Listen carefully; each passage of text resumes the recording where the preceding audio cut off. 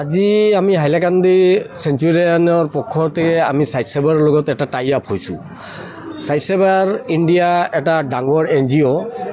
তেখেতে মানে এটা সাৰ্ভে কৰি পাইছে যে আমাৰ হাইলাকান্দি কেটাৰেক্ট পেচেণ্ট বহুত বেছি আছে।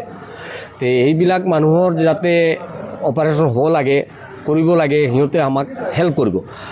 তেখেতে আমাক একজন অপটমিষ্ট দিছে, একজন প্ৰগ্ৰাম মেনেজাৰো দিছে, আৰ যিকোনো হেল্প লাগে ইনস্ট্ৰুমেণ্টেল এইবিলাকো দিব আগতে।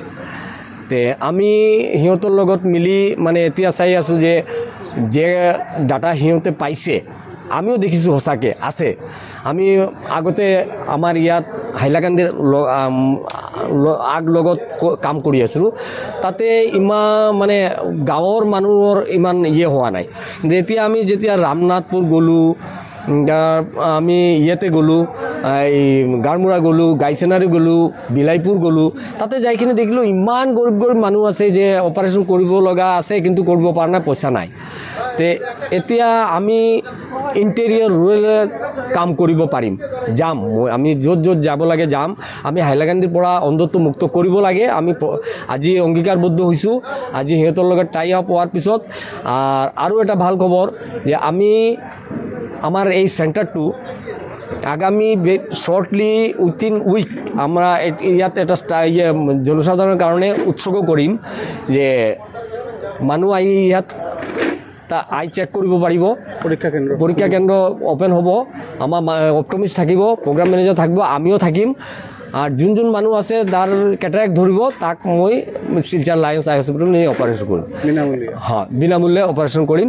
তাতে কোনো পইচা নালাগে, যাওয়া থাকা খাওয়া কোনো পইচা নালাগে। আজিও গৈ আছে, আজি 20 জন মানুহ গৈ আছে অপাৰেশ্যনৰ কাৰণে। এতিয়া বহাত আছিলে, ইহঁতে গৈ আছে।